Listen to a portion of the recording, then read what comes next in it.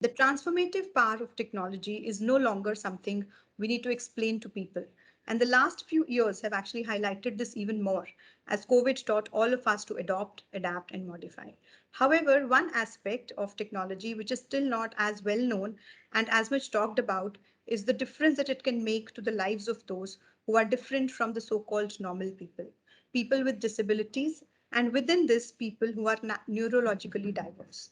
Today, we have an eminent panel of some amazing humans who have made it their life's mission to help unleash the potential of how assistive technology can really make a difference to both the quality of life and the level of inclusivity that these people experience. We have all come together on the sidelines of an experiential event which is specially curated to create a lived experience on what this technology can mean and how all of us can apply it to make our own thinking, experiences, and workplaces more inclusive and bias free.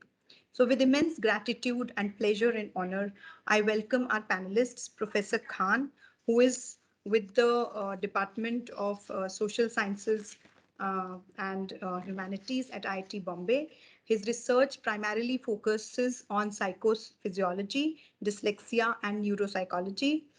We have Ankita Gulati, Forbes 30 Under 30, founder of Touch Vision, which is a disability inclusive design firm incubated at both IIT Delhi and IIM Ahmedabad. Samir Raval, social innovator and startup mentor at TCS Digital Impact Square, and Ms. Nidhi Bhasin, the CEO of NASCOM Foundation. She's been 20 plus years in the space of social entrepreneurship and tech for good. And all of these people have been working on harnessing the power of technology with a focus on creating access and opportunity for those who need it the most. So what we're going to do is we're going to launch into this panel discussion. But before that, I'll also do a very quick half a minute introduction to myself. I'm Jyoti Bansal from Tata Power. I have been in the field of communication for almost 27 years, enabling behavior change using the power of technology. My interest in the space of disability comes a little bit from personal experience and a little bit from just passion about the space. So let's open the panel with talking about the experiences and journeys which each of you have had along your chosen paths in the space of technology with a specific focus on disability inclusion. What have been the things that have really fueled you on this journey? What have been the challenges? And maybe some live examples of how it has all been worthwhile as you moved ahead on this path. So I will start with maybe Professor Khan. Thank you, Jyoti. So actually, I'm sorry for my sore throat. So I may be sometime not be very may not be very clear. But my story begins while just after completing my master, and then my initial focus was basically on elderly population. But at that time there was a problem of basically if you are in academic you have to be like more academic than applied part. So once I completed my thesis during my postdoc in Finland, I basically started working on this area disability, especially developmental dyslexia. But even though when I was working on this area, like since I have like say face-to-face interaction with the elderly population, so in my back of mind, I was more kind of keen to understand the elderly population. There was a small stint of having more in-depth interaction with elderly population during my even PhD. So when I went over there, there were many interesting stories. These elderly people, though they were not poor, they were not like kind of like say kind of not having means to sustain themselves, but still due to their disability, different kinds of disability, they were basically like forced them like say people forced them to go outside and live in a kind of like um, elderly shelter home, aging home. So I was very curious to know much even much more, uh, and that is how my journey started. Then one of my friend is having a spastic child, and I have seen very closely that how what kind of challenges parents are facing of those if they have any child like disabled child in their families. So basically my journey start with these two instances, that elderly population and disabled children. And there was another instance of like a child, like say dyslexic child, who was like quite kind of competent in certain abilities, but was not so good when it comes to literacy.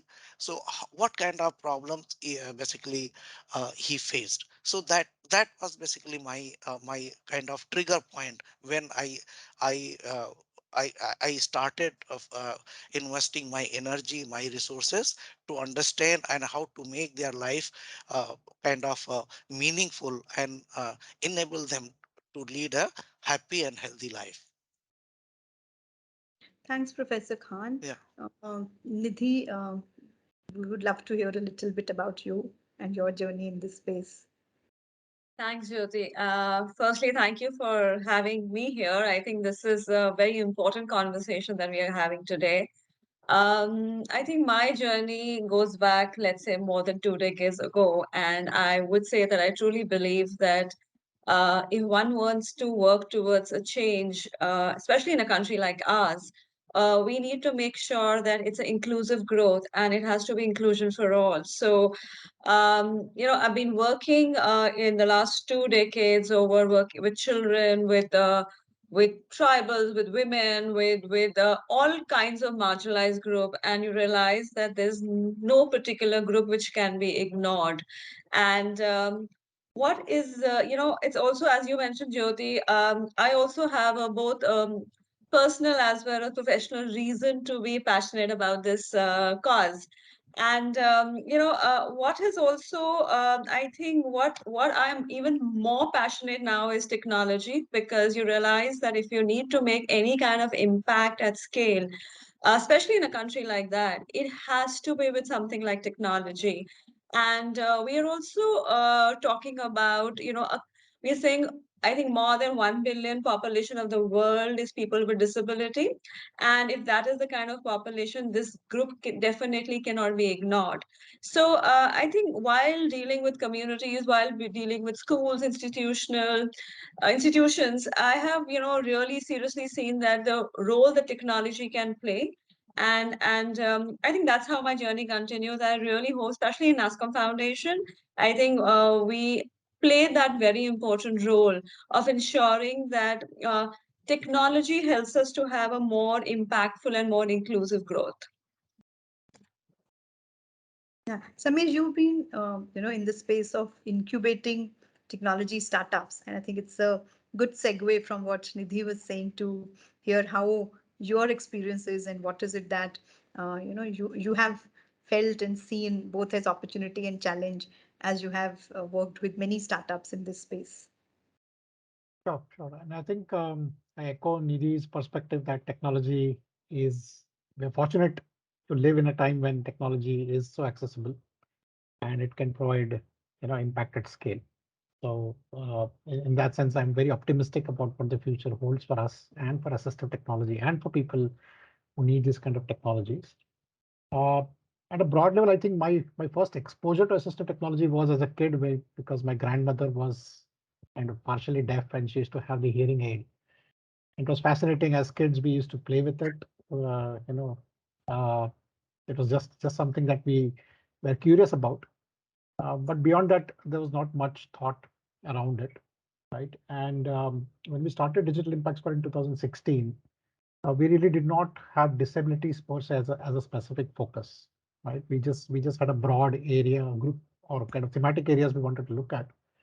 But as we spent more time out in the community, I think it emerged that, apart from marginalized communities, like for example, small holding farmers, for example, right?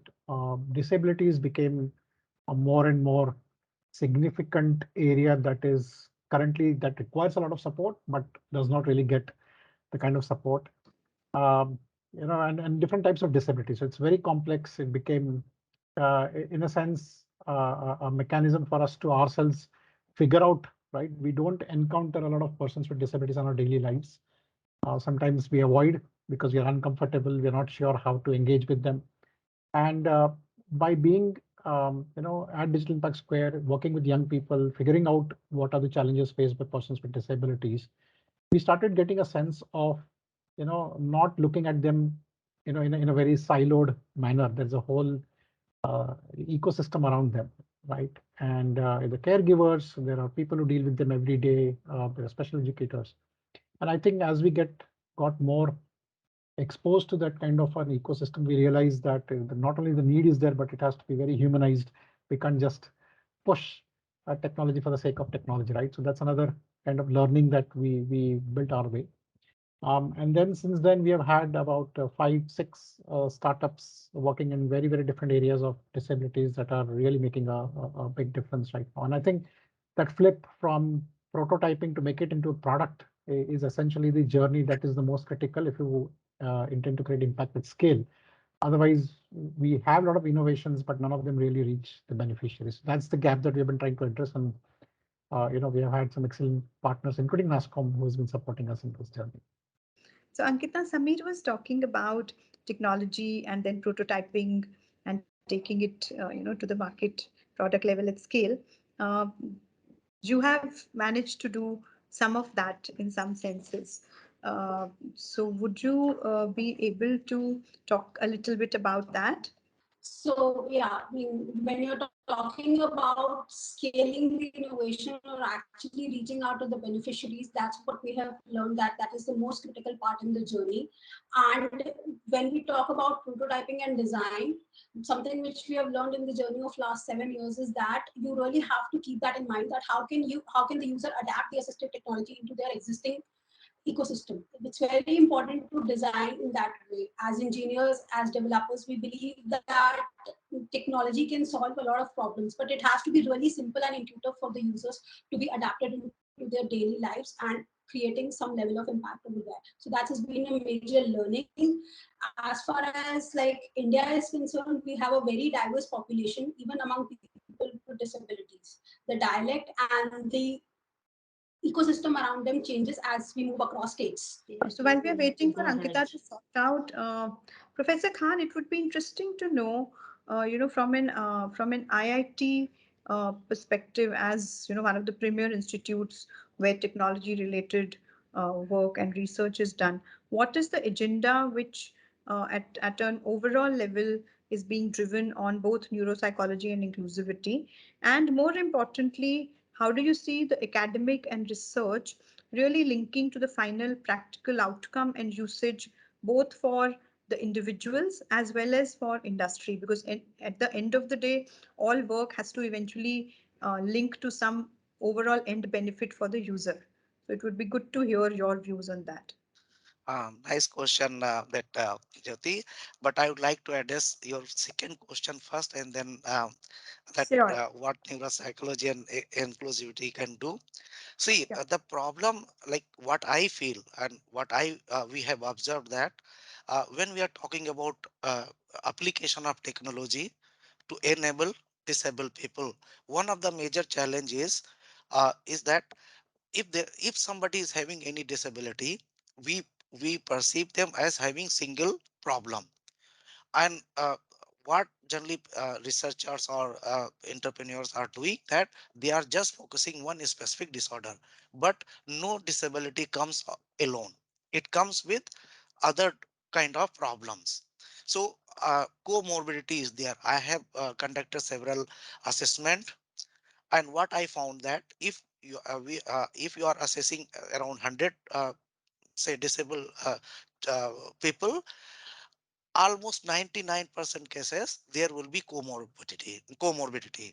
So engineers, technology savvy people, they should understand this problem, that comorbidity is always there. So they have to look into that perspective, that I have. And that is why academia becomes quite important, because it is the role of academia to assess, to screen disabled children in a very fine-tuned manner, so that they should not overlook any problem. That is your like say your second question. Like the first one is uh, I would like to talk about IIT Bombay, especially because I am situated over here. So since the last couple of kind of years, we are very much into it. And it is basically our effort when like even in NEET or even J exam, we like say now with our effort we are getting like say every child is getting 45 or 30 minutes time, extra time, because we have recognized that disability should be addressed in a proper manner. Apart from that, what exactly we are doing, we have developed different centers. A recent center is coming up from like January onwards. It is on neurodegenerative diseases, basically elderly. We are focusing on elderly population. My lab, that is psychophysiology lab, we are working on developmental disorders, specifically developmental dyslexia, autism, and ADHD since last 15 years. So what major challenges are there? Like say I have a lot of interaction with NGOs, entrepreneurs, and others. Like I- I'm not criticizing, but their focus is like whether this effort is going to make some profit or not. So it is linked to that your second point, like say everything in a very fast paced manner. They want to apply it immediately and they want to get some result. This is not the case. Basically what we feel that the first step in order to enable disabled population with or without technology, actually technology was like always there. It is like if you see even uh, say 2000 years back, people were using technology, though it was kind of not high tech but even low tech, but there were uses. So the major problem what we see is understanding disability in a proper manner, and only then whatever technology one can use will be effective and fruitful. Right. Yeah. Nidhi, you at NASSCOM work very closely with academia and research bodies, right? And I'm sure that there is always this balance that you're trying to create between driving the development of this technology through your, tech industry members, and then actually influencing and cross-seeding to a wider industry, government, society, the entire ecosystem, which then has to embrace the changes that this brings to these individuals and mainstream them into their regular way of living and working.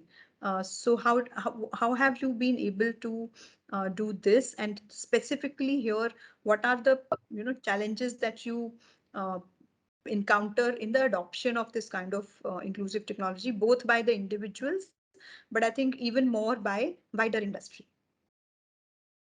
Okay, so Jyoti, I think yes, we being a part of the NASCOM ecosystem, we have a key role to play out here. We are working both, as you mentioned, with the industry as well as um, um, nonprofit organizations who are engaging in this area, or even let's say startups, or even corporates who are trying to invest into the area of assistive technology or people with disability. So our role has been a lot in terms of one spreading a lot of awareness. We are, it is again, we're talking about a country like ours with a very very diverse population and very diverse in challenging situations. So here, even in a country like ours, when we're talking about people with disability, let's say a student with disability, it has many other challenges of poverty, health, nutrition, many other challenges. So I think it needs a very, very kind of a holistic overview, and that's what we try and do. That we work with multiple partners. Yes, while trying to work with government, trying to work with also corporates and let's say decision makers and people on ground. One, there is a lot of effort from my side to make people aware about where is the problem, what is the problem, and what can be done out here. So there is no one person who can bring a change out here. So we have to make sure that the awareness, the education happens at all levels. So, and as I said, we have that role. We are a part of the industry body. So and plus a non-profit organization. So we have that kind of a role where we can engage with all stakeholders out here. So, in the last few years, we have been, while we do a lot of, we conversations around it, we do roundtables with the industry in terms of skilling. If you're looking at people with disability, how can we better employ them? How can you yourself innovate on technology so that you can make them as a part of their inclusive workforce? We also work with our nonprofit partners on ground to make them more sensitive, more informative about what they can do at their level. But also, we have developed some programs in the past, like we have done this particular program with Microsoft and the government, where it was basically assistive technology challenge. So where we invited ideas of different organizations who were engaging in assistive technology. So these are different initiatives that we do, which we take. But in terms of challenge, what I started with, it's a country is so diverse, so there is no end to challenges out here. But it's also a lot to do with, of course, awareness, but also a lot to do with not accepting a few facts. We are not ready to accept that the fact, even if the data says that it's 2.1% of a population is people with disability, that means it's a major chunk, but we are not really.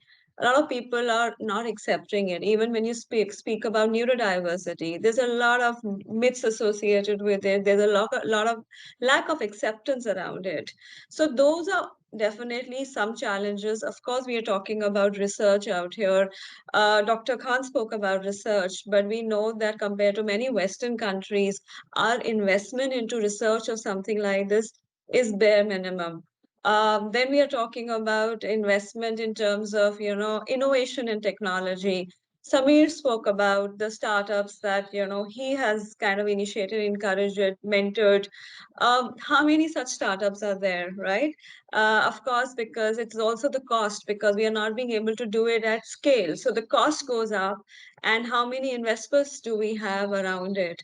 Of course, the government has, in terms of the RPWD Act, there is a lot of encouragement in terms of investing into assistive technology, but then we have resources, we have lack of resources out here. So there are challenges from also in terms of if you are working with marginalized communities. Sometimes there is a struggle that do you address the education issues, do you address the health issues, or do you address the issues of disability, and what is the priority? So there are challenges in a country like us. But what is the good part, I would like to say, is that there are many people like Tatas, there are people like Samir who is investing into that. There are people like Dr. Khan who are really ensuring that there's more research done on it. So the way forward, I feel, especially after COVID, is brilliant. And the fact that we are having this conversation means that we are wanting to invest more into and understand more into how technology can play a role. So I think the change starts with accepting that there are challenges. Right.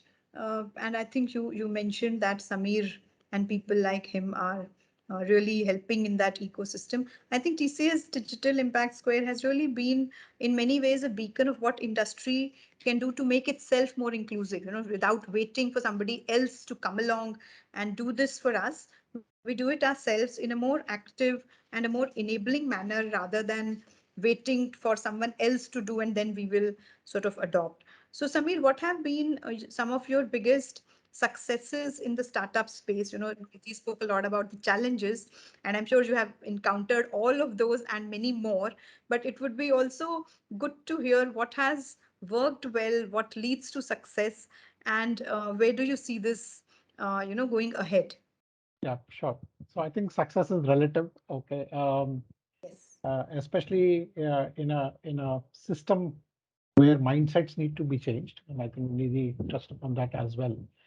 Even acceptance at a bare minimum at the initial levels is a success for us because we have some early adopters who have decided to adopt some of the innovations that are coming through. Uh, we have had quite a few diverse startups that started their journey at Digital Impact Square. Uh, we have a startup called Trestle Labs. Recently won the MIT Solvenex Awards. One of the co-founders was invited to Washington to interact with Hillary Clinton. Um, so there's a lot of visibility, but I think there is a barrier that needs to be crossed, a barrier before that recognition comes in. That's where a lot of hard work, effort, persistence, changing mindsets, convincing people that this is something that deserves to be brought out. People need to use it, and most importantly, people need to pay for it, right? I think all of those aspects eventually decide whether a startup is going to be successful. And we have had startups again on all kinds of spectrum, right? So we have, for example, Kidora that the Pay Attention team is currently working with right now. They're trying to reduce the communication gap between therapists and parents of children with autism spectrum disorder and related challenges. It's something often ignored, just the processes that actually sometimes create barriers, right? The communication breaks down. There's not enough visibility into whether therapies are working or not, right? So technology is not just at the core of solving a problem. It could even be an enabler to solve the problem, a facilitator. So startups are focusing on those as well. On the other end of the spectrum, we have uh, a startup that got its first international customer last month. Is a startup based in Chennai. They are creating a hands-free mouse. Right. So how do people with who are upper limb amputees or who have significant upper limb motor disabilities, how would they access Microsoft Teams? Right? How would I click on the leave button? How will I not everything is speech to text. Okay, not everything can be done. There's a whole bunch of accessibility issues, and they've been working on this for the last year and a half, and they've created some phenomenal results. Right, from uh, somebody who has never painted, done digital painting. Right, anyway they can't do normal painting, but even digital painting. Uh, to now being able to paint some amazing pictures, and we're very proud to see. So sometimes these interventions may seem trivial in the broader context, but they do feed in a lot of, for example, self-confidence and belief in the person with disability, and it completely transforms them. And I think those are the things that we really strive for when we're looking at problems worth solving. So I think these are some of the things that we feel are important. Barriers, of course, will remain.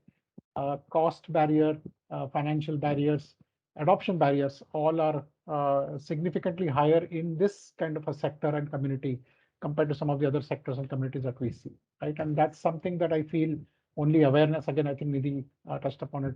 The more we make people aware of what's out there and how it can help them, the more the community will be open to accepting these kind of interventions and leveraging those for their benefit. Samin, is there also any of your startups that are working in the space where the employability or the ability to earn a dignified livelihood improves for these people? So not directly. For example, just as give the example of the startup that is creating a hands-free mouse. They are in talk with a BPO, right, where they can now look at hiring people with upper limb, amputees or upper limb locomotor disabilities. They could actually hire them because now they are able to dial, they are able to do data entry and all of those things, right? So that improves the intervention is actually helping to improve the employability of persons with that disability. Similarly, we have two startups working in the visual impairment space, Trestle Labs and iSTEM. iSTEM, for example, is making STEM content, the technology, maths, engineering content, which is right now almost completely inaccessible to persons with visual impairment. They're using AI to provide that. And what it means is now more people with visual impairment can aspire to become engineers. More of them can aspire to do higher studies, and that automatically improves the chances of employability. Right. So I think those are some of the opportunities that open up to people with disabilities if they are exposed to these kind of interventions that can help them study better, perform their tasks more efficiently, and therefore become more employable. Niti, have you had any successes from an ASCOM Foundation perspective where, the again, the ability to earn a better livelihood has been positively impacted with the work that is being done? Where it could be either something under development or some examples you have seen, maybe in India, maybe even outside India, which we could look at and learn from, because we have, like you mentioned, there's a very large base of people in India who are affected with disability. Jyoti, since you're talking about, how it can, from a point of view from employment, I think, there are a lot of technologies, there's a lot of software available.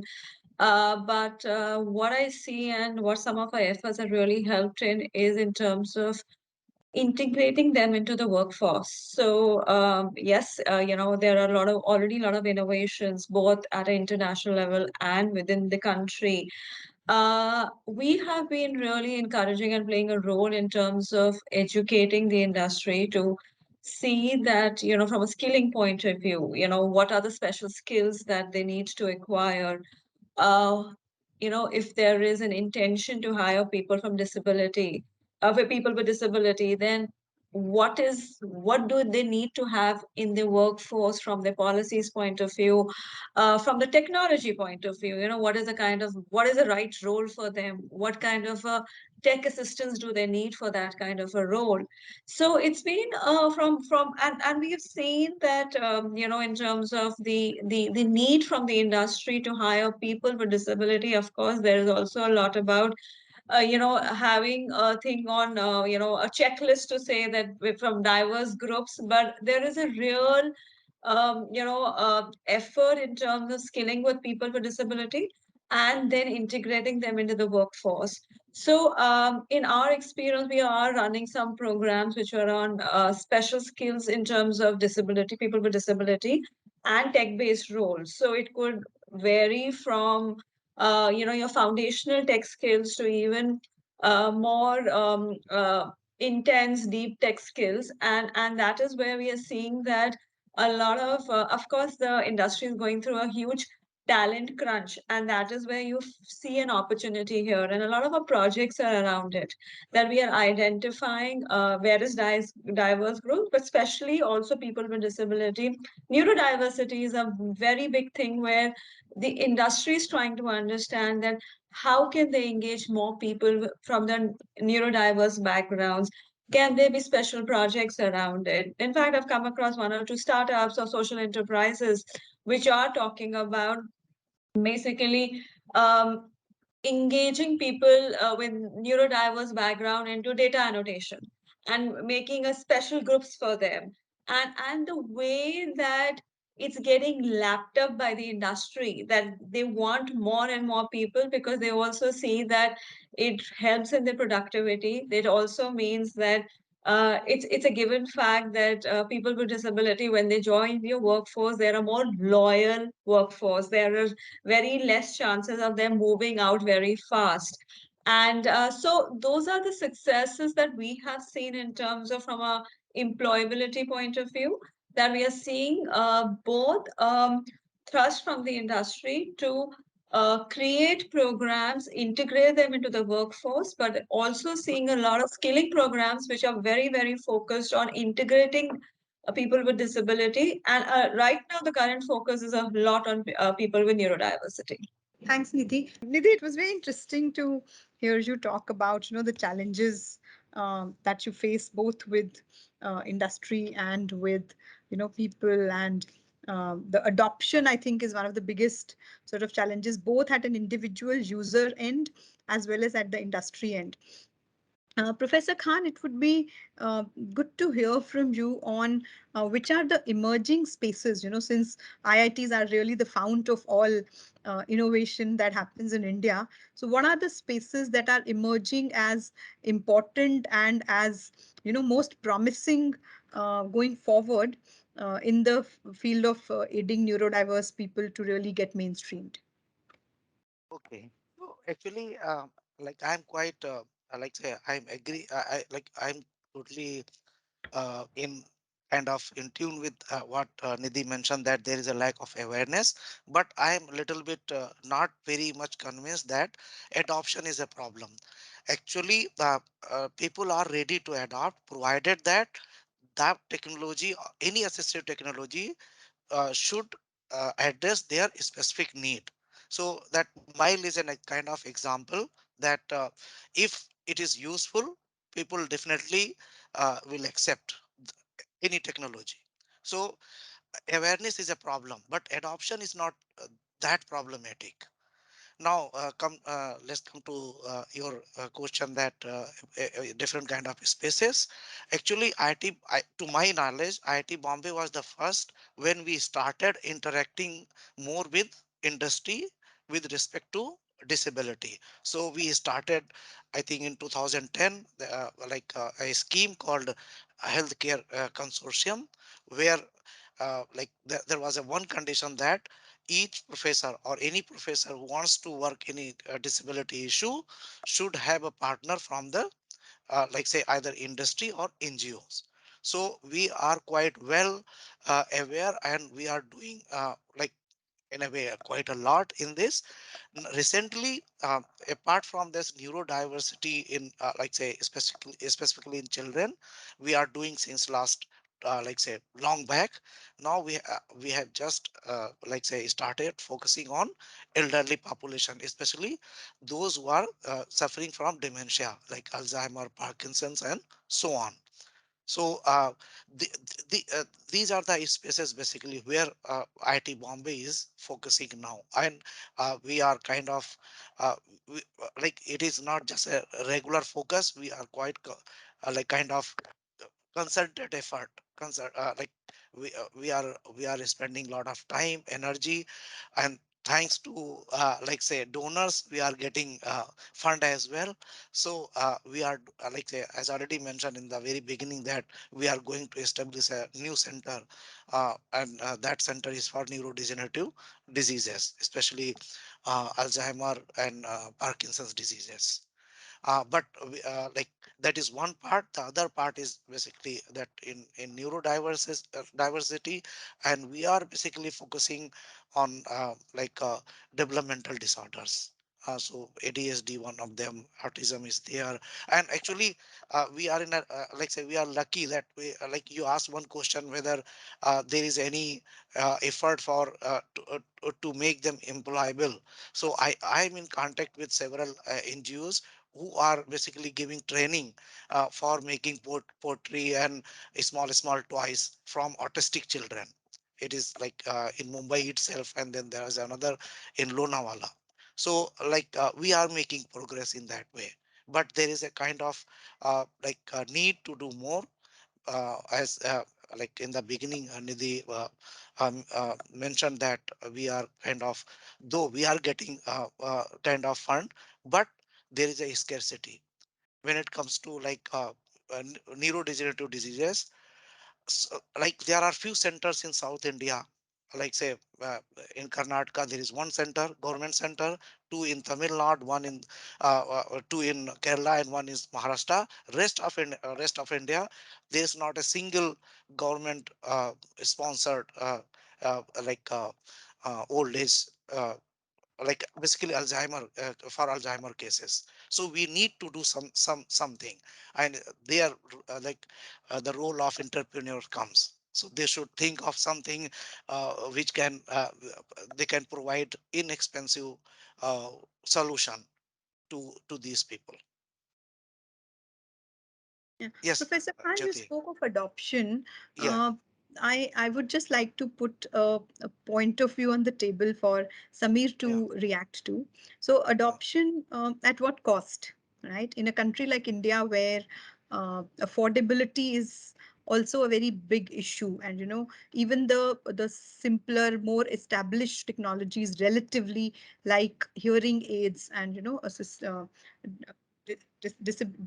listening disabilities, the good quality aids are very expensive, right? And then when we come to the neurodiversity related assistive technology, that is uh, probably even more, not as easily affordable as some of the other things are. So what is your view on that, and how do you think the emerging startup ecosystem could potentially create a different kind of revolution, if at all? Jyoti, just one moment.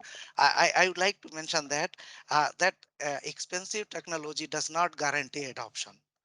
It is basically True, role of scientists true. and researchers to think to make like say a technology which should be simple and like cost effective. Yeah, Yeah. Samir, to you. Yeah, thank you. No, I completely echo Dr. Khan's perspective that if there is sufficient value in what is being delivered, people are willing to adopt. And we have seen farmers using WhatsApp. Right? Who would have thought? Right? Even if they don't know how to, they're using digital payment, even though they don't know how to read. Right?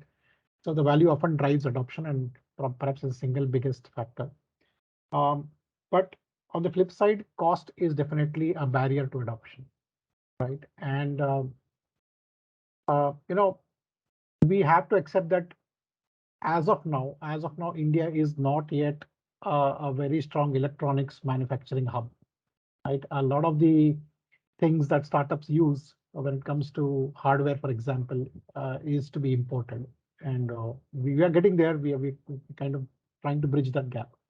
So technology is not necessarily cheap, especially hardware, and that's why a lot of startups kind of tend to focus more on digital, which is more software based, because that's kind of more affordable. That can easily be scaled without requiring the kind of cost that is needed upfront to kind of make it work. Uh, so I think affordability, again, the other thing that we have often encountered is whether we like it or not. We tend to look at disabilities a lot from the charity um, a mindset. And unfortunately, the community has also been kind of conditioned to look at it that way, right? And I think that's what, when I mentioned, we have to change mindsets, right? And just as you rightly pointed out, Jyoti, that it would do not wait for somebody to come and help you. You try and figure out how you can help yourself and how can you make a difference. I think we're getting there at some point of time as the kind of the younger generation jumps into this mix and they're kind of more open to changes. But getting into a stage where people are willing to pay, and again, I don't know, affordability is also relative, right? So wheelchair, which costs anywhere from 80,000 rupees to 1.5 lakh rupees, would you call it affordable or not? Right, depending on how critically the need is for you. So affordability is also relatively there, but I would like to believe that as we move forward, we are getting to a stage where if we can bridge this gap through some form of funding, right? And I don't necessarily mean charity. I mean, where the users or the beneficiaries are paying something from their own pocket, right? I think that's where the value comes from. But there is still some gap, right? I can afford 10,000 rupees. Something out there is 30,000 rupees. Where do I get just 20,000 rupees from? And that's where the role of corporates, organizations, to support that kind of an ecosystem where we realize that this gap needs to be bridged becomes an important factor. So we cannot wish away the role that corporates and corporate CSRs and the different foundations, the grants, all of those play. Without philanthropic support, most of the startups would not survive, to be honest, in this kind of a setup because of the costs that are involved and because a lot of the beneficiaries, in the true sense, cannot afford what the technology currently is demanding from them. So that's essentially the gap, and I think all of us are looking at supporting it. Tata Power, of course, is doing its bit to the pay attention. NASCOM, of course, is bringing all of those enablement and facilitation possible. So I think it's just connecting the dots, and hopefully we'll be all be able to do it through these kind of conversations. Nidhi, if I were to ask you, what would be the one thing that you believe could really make a large difference to where we are today? From our national ecosystem perspective, taking all stakeholders into account, what would that one thing be? And I would urge Samir and Professor Khan also to maybe think about this, because this is, I think, important, because it will just sort of help us to drill down to what are the most important issues at the table today. So I'll just use one word for it right now, saying technology. because I think, but then yes, that comes with what we all have discussed, accessible, affordable, right kind of, even when you are innovating technology, right kind of design around there. Are we involving the stakeholders? Are we involving the end beneficiary when we're designing certain technology? Are we investing enough into it? Are there enough subsidies from the government? Is there enough acknowledgement from the government? Are there, like Samir spoke about, right now from a hardware point of view, we are importing a lot. Are we getting enough subsidy on all of that? Policies around it? Are we spreading enough awareness about it? Are we taking that one step extra to say that if you're talking about a digital India, then are we saying that how do we make sure that no one is left behind, including people with disability? So I think, yes, it's technology. It is just that adoption, adaptation, everything, scale, the funding needed for it, everything, government involvement out here, policies, everything is a part of it. So yeah. Thanks, Nidhi. Professor Khan, what would your one wish on this list be? More interaction between academia and industry. So that is the key. Like I think that there should be more interaction. What is happening basically, there is a gap between academia and industry. So academia, they are a little bit like, say, what should I say, like it will be like on me. So they think that industry is nothing, and I'm doing some noble work and things like that. They should come out from their citadel, and then they should interact more with real life problem. They are sitting in the lab, and they are cut off from, like, say, day to day problem. So, and similarly, industry should like accept that there is a value in the research. So if this interaction is more, then I think 50% problem is already solved. Very interesting, Yeah, Professor yeah, Khan, that you said, yeah, business is considered the bad boys and academia probably the more noble ones. I think I'm yeah, hearing this for the second time in the last few days. So I think it's good that that mm, feeling that mm, business is not really just the bad boys and the bad girls. It is also, the interaction and all stakeholders really coming together to collaborate, which will probably make that change that all of us really want to make. I would add one thing here, which is that I think it is also all of us thinking beyond the obvious in how we look at technology and what difference we think technology can make. So a lot of stuff is probably already available, and we are not really utilizing it to its fullest also yet.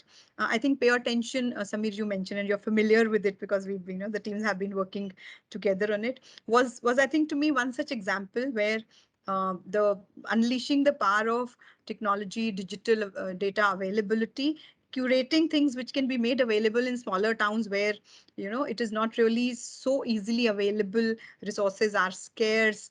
Expert therapists are maybe not as much easy to access as they are in some of the larger cities. So curating a platform which actually allowed us to take that message and awareness. Nidhi, you spoke about that right at the beginning. Is really something which is the technology is there already, and I think we just have to train ourselves to think in maybe different ways to see how we can utilize that the best. So that's my sort of little bit to add on that. Samir, what would you say from a startup ecosystem perspective? What can enable and take us really to a level where we can make a difference at scale and see all of us coming together into one collaborative ecosystem? Sure, sure. So I think I'll just kind of reiterate what Vidhi also mentioned earlier. If 1 billion people are disabled in some form, where are they? Right? Yeah. Where are the people who need these kind of interventions? I think of all the things that our startups have struggled, their biggest struggle has been to find out where are the people who need this, right? Everybody acknowledges, 1 in 60 suffer from autism, right? One child in 60, that's the global. 1 in 30 have some form of visual impairment. 1 in 100 have some form of hearing impairment. If it's so common, how come nobody knows? Very few of us know, where they are. So I wish if, we need to get visibility into that segment of people who need this. Um, we can talk all about, how big the market is, but I don't know where the market is, right? So if 1 billion people need technology interventions, and I don't know where those 1 billion people are. And I think that's the single biggest motivation that young people, startups need. If I know there is a ready market out there, that's the reason why we find so many startups in fintech, we find so many startups in e-commerce, because they know where the market is and they know there are people out there who are interested in buying what we are going to offer. We don't have anything, absolutely nothing of that sort. We all are working with NGOs, sometimes with the same NGO, three, four different people, but we don't know, right? So I wish there would be some kind of a large, kind. I think NASCOM can play an important role there, is to bring in data at a national level, which can make it available to all young people who want to make a difference. If you want to solve something, if you tell me there are 10 million people waiting for something out there that you are going to build, imagine the motivation, inspiration, and the push that I will have to do something about it. Right. And I think that's been a lot of our effort at Digital Impacts Club. We have been trying to connect as many people as we can to find where their beneficiaries are, so that the startups continue to stay engaged, motivated, and inspired to continue working on it. Otherwise, they give up because only 10 people are out there who are really interested in what they're trying to sell, right? And we know that's not the truth out there. So I wish we could get there soon. Yeah. Jyoti, And can I just add something? So of I, course, I love of course. I love what you said, Samir, and definitely I just have one point to add out here that of course yes, NASCOM is trying to NASCOM Foundation is trying to play that role. We're trying to build a couple of think tanks around it to bring people together. But I think what is missing out here, is there are too many people working on it, but they all are working on silos. We all Silence. are Correct. working. So collaboration, basically coming together, and because trying to address the same community, but working on our own and not coming together. So whatever the reason is, I think that is most important, that everybody needs to come together. We need to build a better ecosystem out here, Yes. which supports nonprofits, which supports startups, which supports industry, everything put together. So I think yes, just adding to that, I think that's very important. Yes. The Holy Grail, hopefully we'll crack it somehow. Yeah, and Samir, you made a very, very important point there, and I'll just link it to my wrap-up question. Uh, you said we don't know where those people are, right? I think a lot of it has got to do with our cultural context.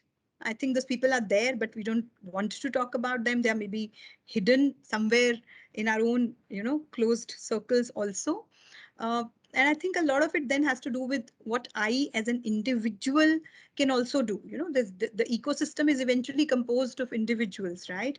So how can I, as a person with maybe limited live exposure to people with disabilities, Professor Khan mentioned how we sometimes avoid talking about it or avoid interacting with them because we don't know what is the right thing to be doing, right? And with limited lived experiences or real experiences of the technology or the systems available which can actually make a difference to their lives. So as an individual, how can I really start my journey to be free from this bias Stigma. and really start taking a meaningful step ahead to a more inclusive world? What would your take be on that, Samir?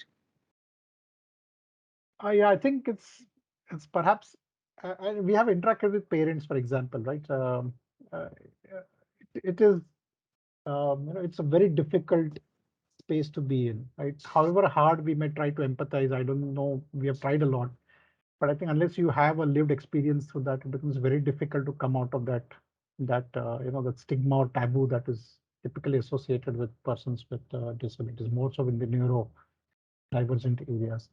And I think this is where, we did a lot of research, and, places like Europe, for example, or US, I think a lot of it has to do with communities, right? And I can try and provide as much support as I can to, let's say, a parent of a person with autism, right?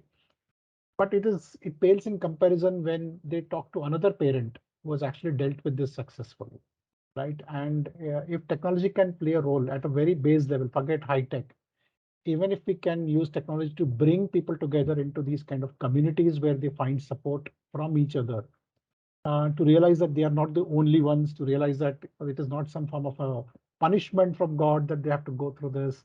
There's so many challenges. But I think if we can encourage, enable, facilitate communities of people who have gone through this and use that to kind of create support systems for each other, that will become a big, big difference in encouraging these people, these individuals to kind of get out of that stigma and kind of express who they are and what it means to be the parent of a child with some form of disability. I think that's something that we really must strive for. You know, adding to what Samir said, I completely agree with him. But as I can, it's also about acceptance. So as individuals, if we come across in our families or in our communities people with disability, it has to first come with acceptance, not looking down, more a lot of empathy and respect. And I can give you a personal example out here that I have a daughter who's dyslexic and ADHD, and